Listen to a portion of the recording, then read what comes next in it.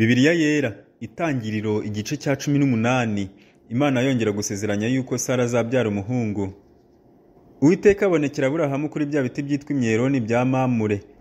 Yari yicaye mu muryango w'ihema rye ku manywa y'ihangu, yubura amaso abona abagabo batatu bahagaze imbere ye. Ababonye ava mu muryango w'ihema arirukanka arabasanganira, yikubita hasi aravuga ati, Databuja, niba nkugiriyeho umugisha, ndakwinginze we kunyura ku mugaragu wawe, ahubwo bazane utuzi mwoga ibirenge muruhukire munsi y'igiti, kandi nanjye mbazanira utwo kurya mwica isari, mubone kugenda ubwo muje ku mugaragu wanyu. Baramusubiza bati, ubigenze uko uvuze. Aburahamu arihuta yinjira mu ihema, asanga Sara, aramubwira ati, tunganya vuba indengo n'umucagate by'amafu meza uvugemo imitsima. Aburahamu arirukanka ajya mu bushyo, azana ikimasa cyoroshye cyiza, agiha umusongozi we, arihuta aragiteka. Yenda amavuta n'amata n'inyama z'icyo kimasa yatetse abishyira imbere yabo. Abahagarara iruhande munsi ya cya giti bararya. Baramubaza bati, Sara umugore wawe ari he? Arabasubiza ati, ari mu ihema. Undi aramubwira ati, iki gihe cy'umwaka nikigaruka sinzabura kugaruka aho uri, Sara umugore wawe abyara umuhungu.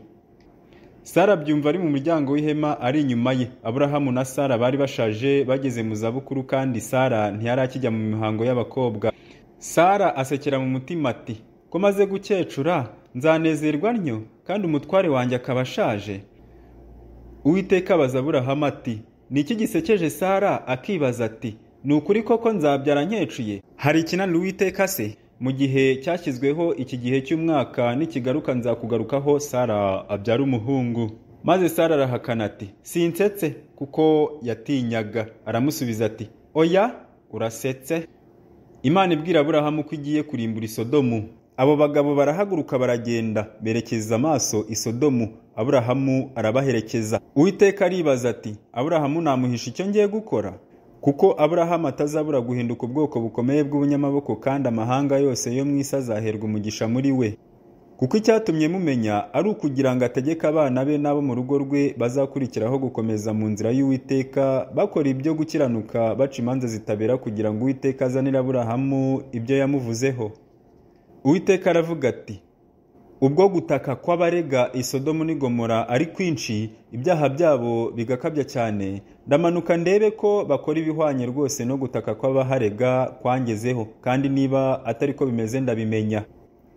Abo bagabo barahindukira bava aho bagenda berekeje i Sodomu, Aburahamu agihagaze imbere y'Uwiteka. Aburahamu asabira i Sodomu. Aburahamu aramwegera aramubaza ati, warimburana abakiranutsi n'abanyabyaha? Ahari muri uwo mudugudu harimo abakiranutsi 50. Waharimbura se ukanga kuhareka kubw'abakiranutsi 50 bahari?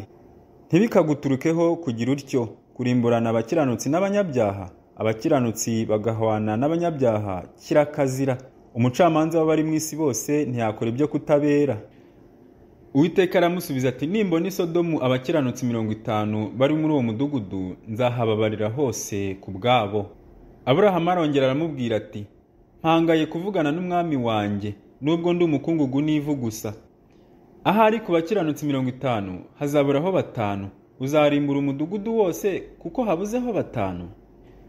Aramusubiza ati, sinzawurimbura nimbonayo 45. Arongera aramubwira ati, ahari hazabonekamo 40.